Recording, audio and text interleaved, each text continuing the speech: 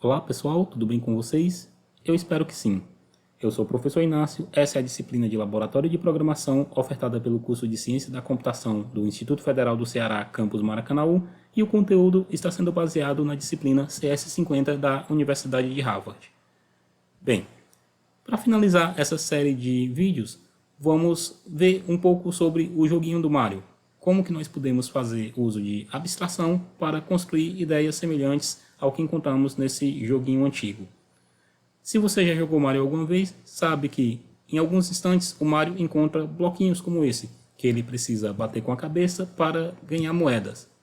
Como que nós poderíamos representar esses blocos em uma linguagem não gráfica, como a linguagem C? Vamos ver um exemplo? Bem, eu já tenho meu código base da função main e o que nós queremos é exibir 5 pontos de interrogação na nossa tela, como uma simulação dos 5 pontos de interrogação que representam o bloco que o Mario tem que bater com a cabeça. Nós podemos fazer isso de maneira bem simples. Exibir os 5 pontos de exclamação e finalizar com uma nova linha.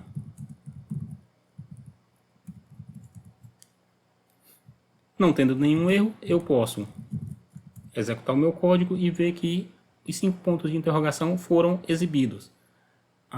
Porém, veja que eu estou utilizando repetição forçada, eu estou escrevendo por conta própria. Seria mais interessante se eu pudesse utilizar uma estrutura de repetição da própria linguagem. Então, eu vou refazer esse código de outra maneira. Eu vou refazer esse código utilizando um laço do tipo for.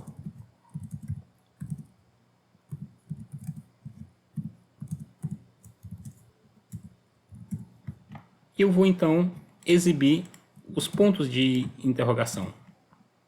Nesse caso, cada vez que o laço for executado, eu devo exibir um ponto de interrogação.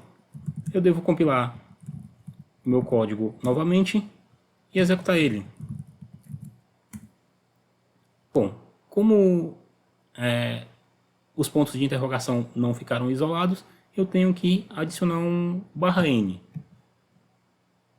Onde que eu devo adicionar esse /n? Eu posso adicioná-lo aqui e ver o resultado. Para isso, eu tenho que compilar o meu código de novo.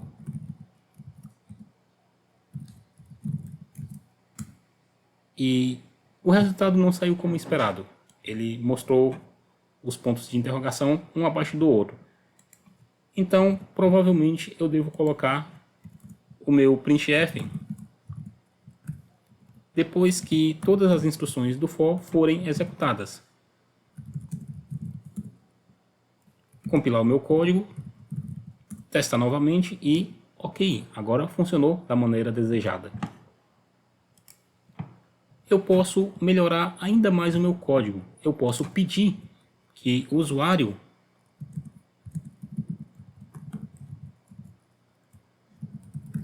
informe o tamanho do bloco ou o tamanho da lista que eu quero de pontos de interrogação. Lembrando que se eu quero um tamanho e estou pegando uma variável com o getInt, eu tenho que definir essa minha variável como sendo do tipo inteiro. E ao invés de um número fixo, eu vou colocar aqui a minha variável n, que é o tamanho. Vou compilar o meu código e, obtemos um erro. O que esse erro nos diz? Ele nos diz que tem algum problema com esse getInt, com essa função getInt que está implicitamente declarada. Bom, podemos mais uma vez fazer uso do help 50 e ver se obtemos uma ajuda um pouquinho melhor. Novamente, a biblioteca CS50 precisa ser incluída, uma vez que eu estou usando a função getInt.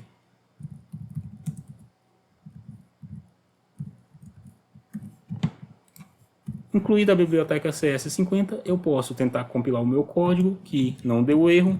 Eu posso executar o meu código e verificar que agora eu posso ter uma impressão de tamanho arbitrário.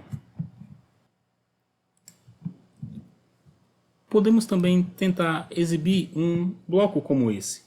E, usando a mesma ideia do nosso código do Mario, com repetição, podemos então incluir as linhas e as colunas do nosso desenho. Vamos ver como fica? Novamente, eu tenho o esqueleto da minha função main, já adicionando a biblioteca de entrada e saída padrão e a biblioteca CS50, que eu sei que nós vamos utilizar bastante ao longo desse semestre. O que eu preciso fazer então é pedir que o usuário informe o tamanho.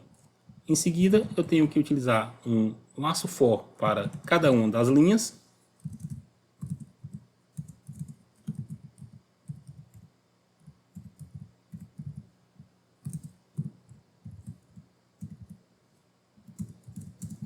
E como para cada linha eu tenho que exibir uma quantidade de colunas exatamente igual, eu tenho que ter um laço for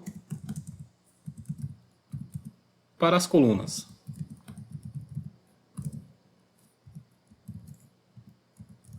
Veja que eu poderia ter utilizado as palavras linha e coluna no lugar de I e J, mas como é comum utilizarmos letras I, J, K como contadores, eu vou acabar utilizando essas letras porque elas são menores. Eu vou então exibir esse símbolo para representar um tijolo e eu tenho que pensar onde colocar o meu /n. Bem, eu vou colocar esse /n aqui, mas eu vou deixar para você verificar se esse é de fato o melhor lugar para colocar o /n. O meu código ele se chama Mario 2 e eu vou então compilar ele. Se nada estiver errado, não recebemos nenhuma mensagem de erro. E eu posso então testar. Por exemplo, tamanho 6. Eu vou ter 1, 2, 3, 4, 5, 6 linhas. 1, 2, 3, 4, 5, 6 colunas. Bom, como o símbolo de hash ele é mais estreito do que largo, então a nossa parede vai ter essa característica também. Porém, você vê que é fácil de você fazer agora uma parede de qualquer tamanho. Por exemplo, uma parede 4x4. Seria interessante que nós pudéssemos limitar o tamanho da nossa variável int, para que o usuário não digite uma parede tão grande como, por exemplo, 50. Vai ficar uma parede tão alta que provavelmente o Mario não vai conseguir subir. Então, nós podemos modificar o nosso código, criando o terceiro e último exemplo do Mario, onde eu vou primeiro declarar a minha variável n. Depois eu vou obter um valor para essa variável n. Porém, eu vou fazer isso dentro de um outro laço de repetição, que é o laço chamado do while. Eu tenho que adicionar uma condição ao meu laço e a condição vai ser enquanto n for menor do que 1 ou n for maior do que 10, por exemplo. Nesse caso, eu estou dizendo que se o n for 0, menos 1, menos 2 e assim por diante, eu vou pedir um n novamente. Se o n for 11, 12, 13, 14 e assim por diante, eu vou pedir o n novamente. Vamos verificar se está tudo ok.